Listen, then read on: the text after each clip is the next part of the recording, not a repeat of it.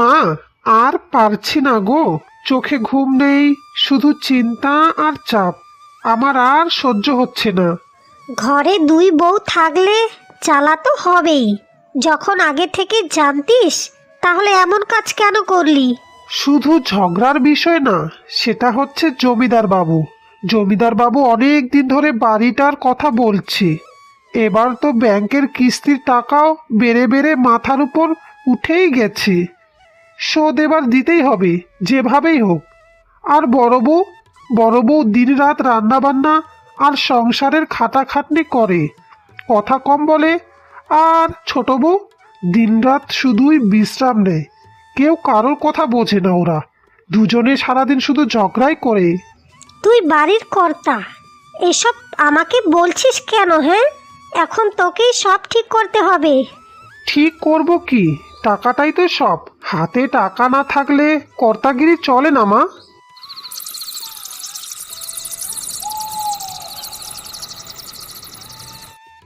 ওগো, একটু বসো তো ঠিক করে। কি বলছো? আমি তো খাচ্ছি। খাওয়া তোমার পরে হবে, এখন আমি তোমাকে দিয়ে নাচ করাবো। তোমাদের এখানে গ্রামের লোকজনেরা তো আর জানে না যে এখন নাচ করে ফেসবুকে কত টাকা রোজগার করা যায়। তুমি কি বলছো? এই বয়সে আমি নাচবো? ছি ছি ছি ছি। কেউ দেখবে না তোমার বয়স। আমি শুধু তোমাকে যেমন দেখাবো তেমন ভাবেই তুমি শুধু তোমার কোমর দোলাবে। একটা ইংরেজি গানে তুমি তোমার চোখ মুখ কোমর দুলিয়ে নাচবে। খুব সহজ। হচ্ছে হচ্ছে, একটু হাসো, মুখটা এদিকে বেঁকাও। এবার তুমি আমাকে বলে দাও যে তুমি কি কি খাচ্ছ। আমি কি খাচ্ছি সেসব আবার লোককে বলতে যাব কেন? এটা কি হচ্ছে বলো তো? ও হো হো, তুমি কিছুই বুঝছো না। ভাইরাল হতেই হবে তোমাকে। আচ্ছা তুমি যাও, আমি তোমার সব খাওয়ার ভিডিও তুলে ফেসবুকে ছেড়ে দেব।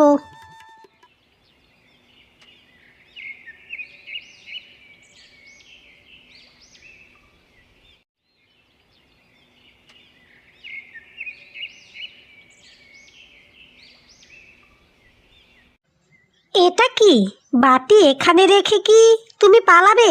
বলি, নিজের জিনিস তুমি নিজেই ধও না কেন? ওই তো একটাই বাটি, তুমি ধুয়ে দিতে পারো না কি?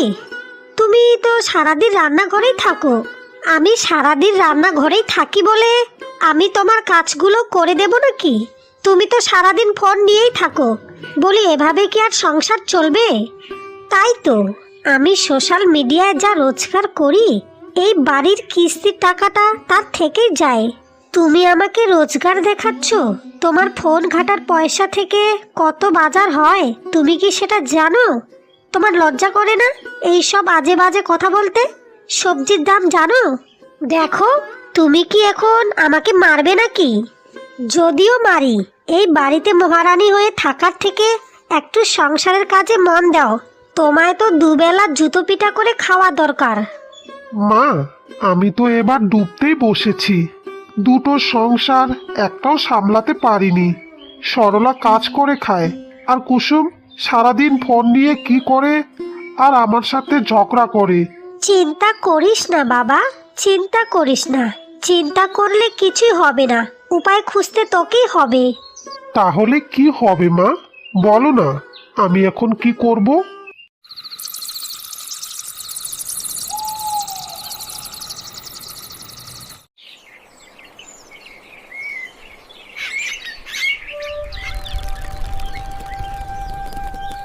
মাঝরাতে ঘুম হয়নি চিন্তায়। এখনো যে উঠোন ঝাড় দিতে এসেছি, তাও মনে হচ্ছে বংশের পাপ। আমি কাজ করে মরেই যাচ্ছি, আর তুমি পায়ের উপর পা তুলে আমার মজা দেখছো? হ্যাঁ, মজা দেখছি। হ্যাঁ মানে? বলছি, এই সংসারের সব সংকটের জন্য তোমার একারই দোষ। এখানে আমার দোষ মানে? আমি আবার কি করলাম? তুমি তো আমার স্বামীকে পাগল করেছো নাচের ভিডিও, রিল এসব দিয়ে তুমি টাকা রোজগার করছো মনে হয় তোমার। বরং তোমার জন্য কর্তার কাজে মনোযোগ নেই, ব্যবসার লোকসান হচ্ছে। তুমি ওর মাথাটা খাচ্ছ, সেই জন্য আমাদের সংসারে দিন দিন আয় কমে যাচ্ছে। ওহো, আগে কি কর্তার মনোযোগ তোমার কাছে বেশি ছিল নাকি? তুমি যে কর্তাকে সবসময় ঘ্যানর ঘ্যানর করো, টাকা নেই করে। তোমার এসব কথাতেই তো সে বেশি হতাশ হয়ে যায়। আমি কই সারাদিন টাকা নাই করি, হ্যাঁ? দিব্যি তো খেয়ে পড়ে বেঁচে আছি। আমি সবসময় বাস্তব সত্যি কথাই বলি, আর তুমি সবসময় হাওয়ায় উঠতে থাকো। বলি একটু হাওয়ায় না উঠলে, একটু মজা না করলে কি আর জীবন চলে নাকি? তোমার মতো এরকম মুখ গুমরা হয়ে বসে থাকলে কি ঋণগুলো পরিশোধ হবে? শোন কুসুম, তুমি যদি একটু সংসারের সহযোগিতা করতে তাহলে তোকে কিছুই বলতাম না, কিন্তু তুমি তো নিজেকে নিয়ে সারাদিন ব্যস্তই থাকো। আমি তো টাকা রোজগার করছি নতুন আধুনিক উপায়ে। নতুন আধুনিক উপায়ে? তোমার নতুন আধুনিক উপায়ে কি এই বাড়িটা নিলাম হবার জন্যই? তোমার রোজগার হওয়া টাকায় শোধ হয় কি এই বাড়িটার ঋণ?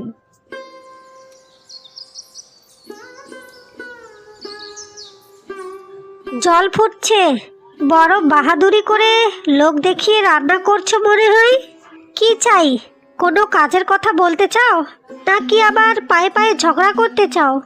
কথা বলবো তোমায়, তোমার বিলাসিতার কথা বলবো। আমার বিলাসিতা?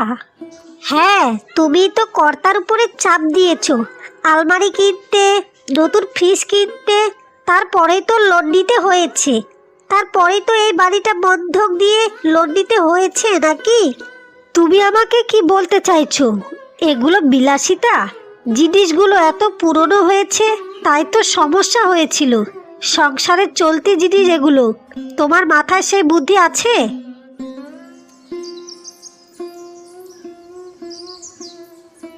তা রমেশ বাবু কেমন আছেন? কি ব্যাপার দাদা, তো তুমি আবার এসেছো? ব্যাপার তো আপনি ভালো করেই জানেন। ব্যাংকের 4টি কিস্তি এখনো বাকি আছে, তাই আমাকে এখানে পাঠিয়েছে আপনাকে আদর করতে।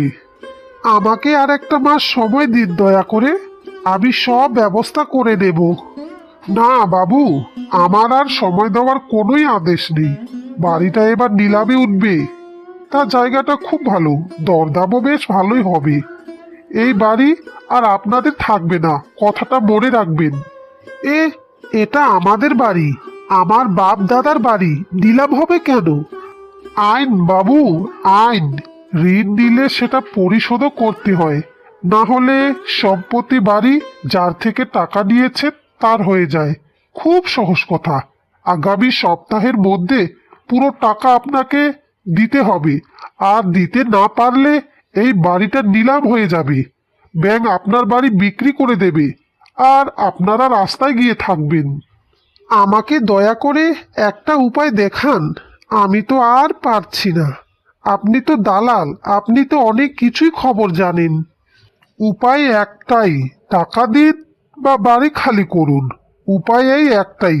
বলি আর বেশি কথা বলবো না, এখনকার মতো চলে যাচ্ছি।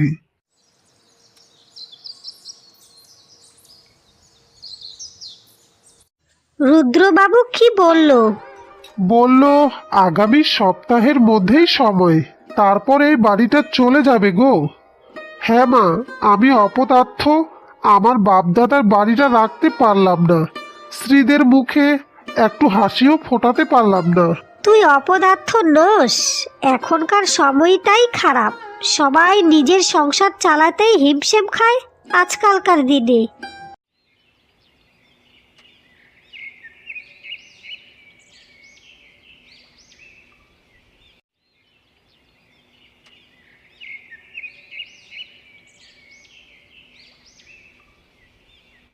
বাবা কি করো?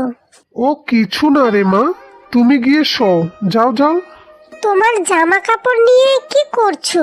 তুমি কি কোথাও যাবে? হয়তো একটু দূরে যেতে হবে, একটা নতুন কাজের সন্তানে। তাহলে কবে ফিরবে? যখন কাজ পাবো তখন ফিরবো। তুমি কিন্তু মায়েদের কথাবার্তা শুনবে, আর ঠাকুমার কথাও মানবে। মা বলেছে তুমি চলে গেলে আমাদের ঘর ভেঙে যাবে। কাল একটা কাকু বাড়িতে এসেছিল, সে খুব খারাপ। না না, ঘর ভাঙবে না, রুদ্রবাবু তা কিছুই করতে পারবে না, তুমি চিন্তা করো না মা। বাবা তুমি কাঁদছো? না রে, ও তেমন কিছু না, এখন যাও, গিয়ে শুয়ে পড়ো।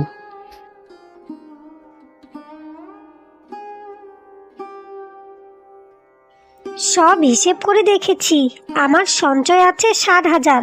ওগুলো সব রিল থেকেই এসেছে। আস্তে কথা বল, আমার কাছেও আছে গহনার 80,000 টাকা জমানো আছে। তাহলে মোট হলো 1,00,000। রুদ্রবাবু বলেছিল 1,20,000 টাকা দরকার। বাকি রইল 20,000।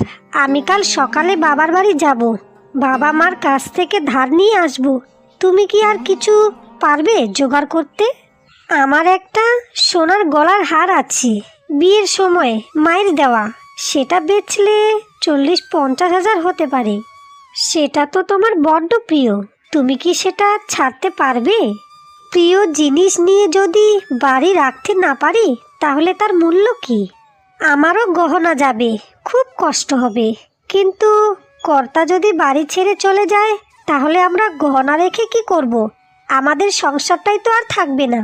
ঠিক বলেছ, গহনা চলে গেলে আবার গড়াবো, কিন্তু মানুষটা চলে গেলে মানুষটাকে তো আর পাবো না। কাল সকালে যাব, এখন তুমি যাও। হ্যাঁ, কিন্তু কর্তাকে এখন কিছু বলবো না। সে যদি একবার জানতে পারে তাহলে সে নিজেকে আরও অপরাধী ভাবতে থাকবে। আমরা দুজনে যতই ঝগড়া করি, কিন্তু দিন শেষেই আমাদেরই মন শক্ত রেখে বাড়ি বাঁচাতে একসাথে কাজ করতে হবে। তবে হ্যাঁ, এখন কাউকে কিছু বলা যাবে না, আমাদের গোপনে কাজ করতে হবে। এ কি, আমি তো বিশ্বাসই করতে পারছি না যে ওরা দুজনেই এই বাড়িটাকে বাঁচানোর চেষ্টা করছে, তাও আবার একসাথে। ঋণ পরিশোধের পরিকল্পনা করছে, তাও আবার নিজেদের মধ্যে। গহনা বেচবে বলে ভাবছে, তাও মাত্র শুধু আমার জন্য।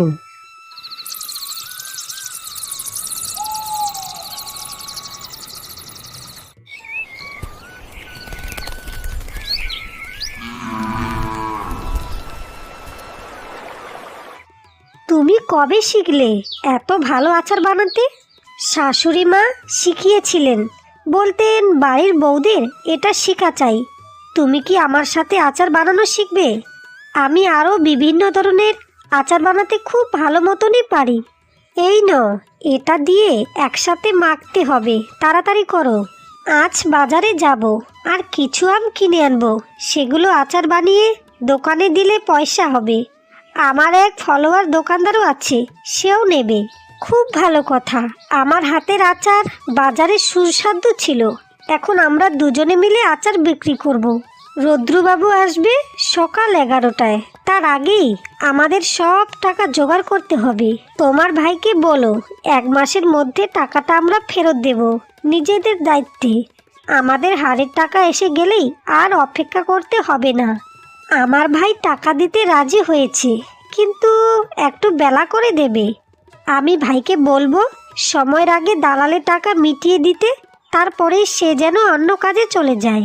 ঠিক আছে, চিন্তা করো না, এবার আমরা পারবো। কারণ এবার আমরা পরস্পরের সাথে লড়াই ঝগড়া করার বদলে একসাথে হাতে হাত মিলিয়ে কাজ করার সিদ্ধান্ত নিয়েছি। আর হ্যাঁ, চলো বাজারে যাই, আজকে থেকে শুরু হবে আমাদের নতুন দিন।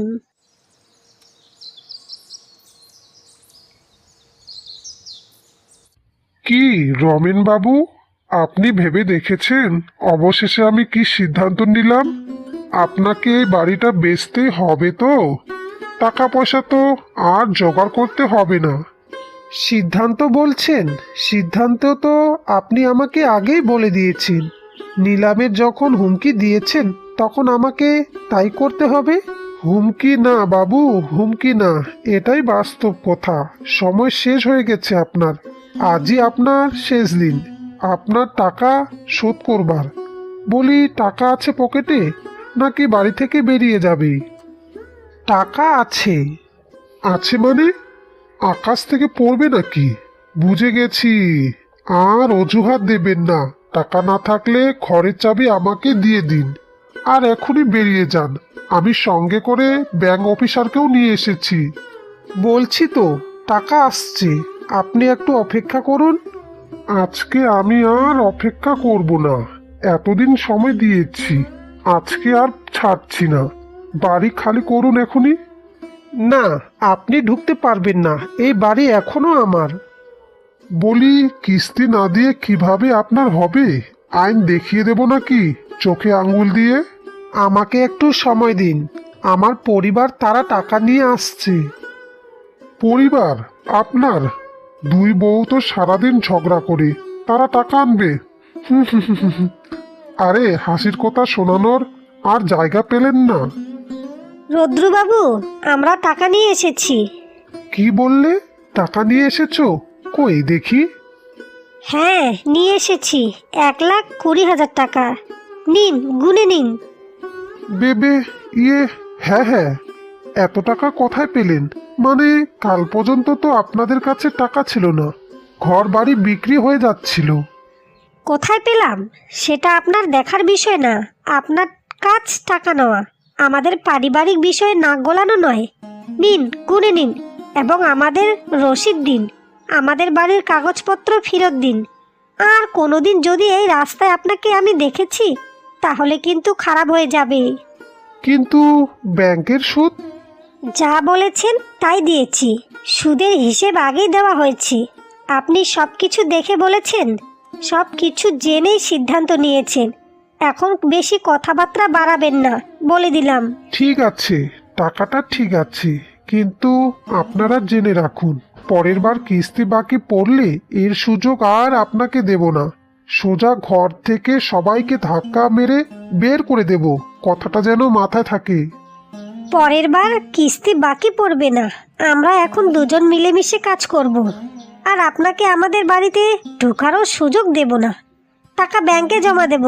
যা ঝামেলা হবার তা আমাদের নিজেদের দোষই হয়েছে, সেটা আমরা খুব ভালো মতনই বুঝতে পেরেছি। বাঁচিয়ে রাখুন, দেখি কতদিন বাঁচাতে পারেন এই বাড়িটা। আমরা কতদিন বাড়ি বাঁচাতে পারবো না পারবো এটা আমাদের সমস্যা। এখন আপনি এখান থেকে চলে যান, দয়া করে চলে যান। আপনি তো শুধু আমাদের মধ্যে এতদিন ঝগড়া দেখেছেন, আজকে দেখবেন একটা একটা কাকে বলে এবার দেখুন। হ্যাঁ, আর বারবার বাড়িতে এসে আমাদের হুমকি দেবেন না, তাহলে কিন্তু আমরা আপনার নামে নালিশ করব থানায় গিয়ে। এখন তাড়াতাড়ি আমাদের রসিদটা দিন তো, আর তাড়াতাড়ি কেটে পড়ুন।